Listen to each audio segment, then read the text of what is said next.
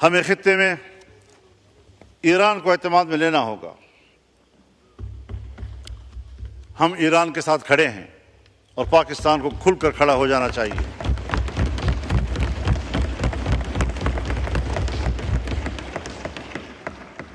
हमें खुलकर अहले गज़ा के साथ, फ़लस्तीनियों के साथ खड़े हो जाना चाहिए।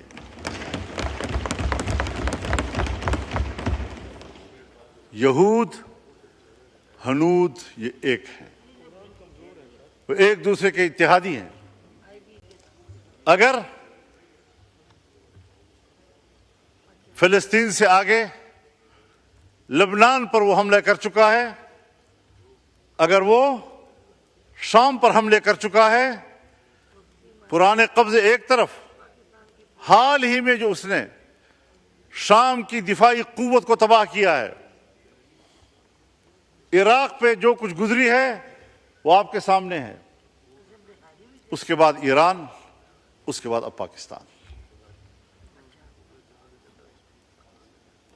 तो फ़लस्तीन, लबनान, शाम, इराक, ईरान और अब पाकिस्तान, और पाकिस्तान की एटमी कुव्वत को तबाह करना इनका एजेंडा हो सकता है।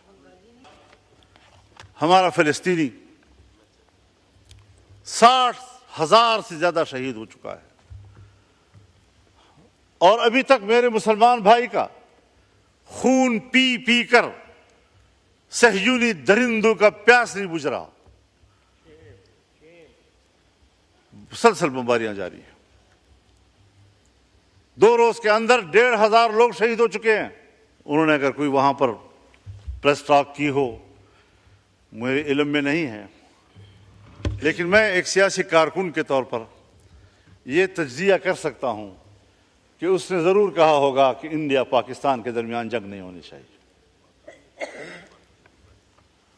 उसने जरूर यह कहा होगा कि ईरान और इसराइल के दरमियान जंग नहीं होनी चाहिए, और उसने कभी नहीं कहा होगा कि इसराइल फ़लस्तीनियों पर बमबारी बंद कर दे। ये 3 जुमले मेरे पास हैं कि उधर से इंडिया पाकिस्तान जंग की बात हुई होगी, इसराइल और ईरान के जंग की बात हुई होगी, और कभी भी फ़लस्तीन के हवाले से ट्रंप ने बात नहीं की होगी। क्यों ये इम्तियाज बढ़ता जा रहा है?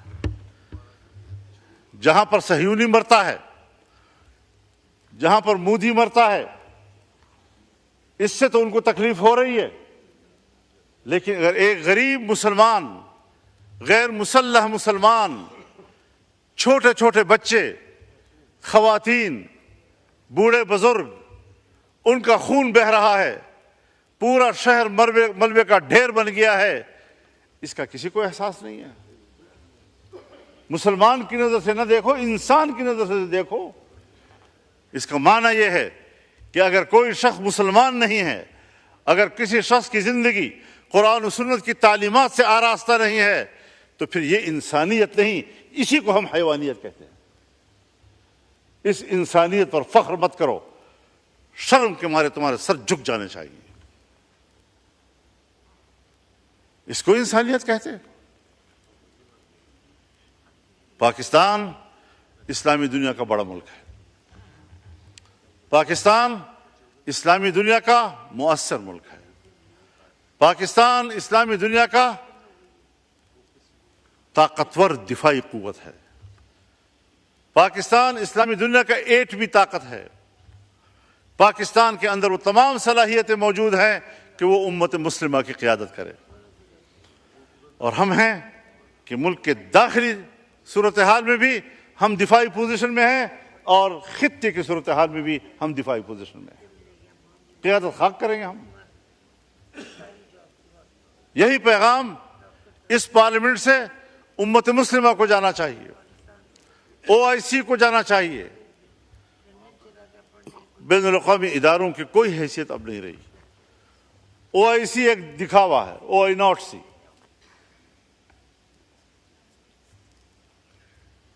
सलामती कौंसिल 5 बड़े ममालिक, तरक्की याफ्ता ममालिक की मोनोपोली है। पूरा अक़वाम मुत्तहिदा और जनरल असम्बली अमेरिका की लोंडी है। जब वो चाहें हमारी सियासत पर भी कब्जा कर लें, हमसे कानून साजी का हक भी छीन लें, हम उनके दबाव पर कानून साजियाँ करते रहें, मईशत उनके ख्वाहिशात के ताबे करें।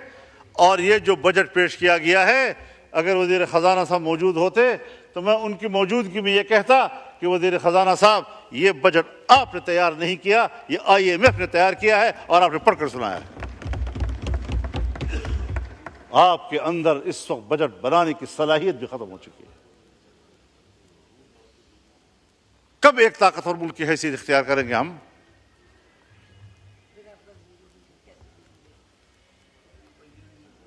ईरान अगर इसराइल को जवाब दे रहा है तो ईरान के हाथ रोके जाते हैं।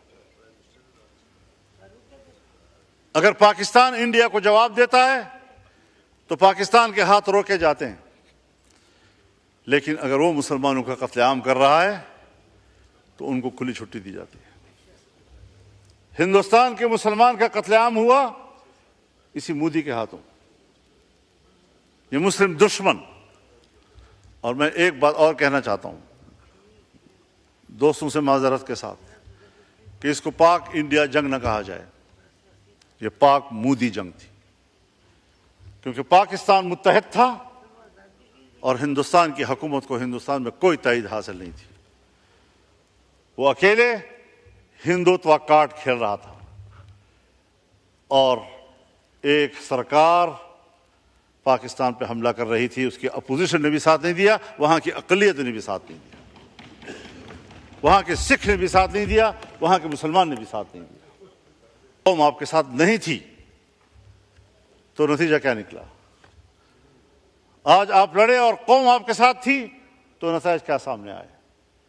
लेकिन हमें खित्ते की सियासत में उसके अच्छे नतायज हासिल करने की स्ट्रेटेजी बनानी होगी, सोच समझकर बनानी होगी।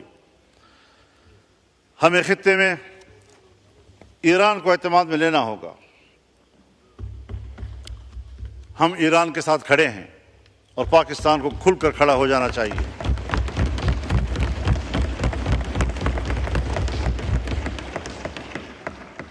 हमें खुलकर अहले गजा के साथ, फिलिस्तीनियों के साथ खड़े हो जाना चाहिए।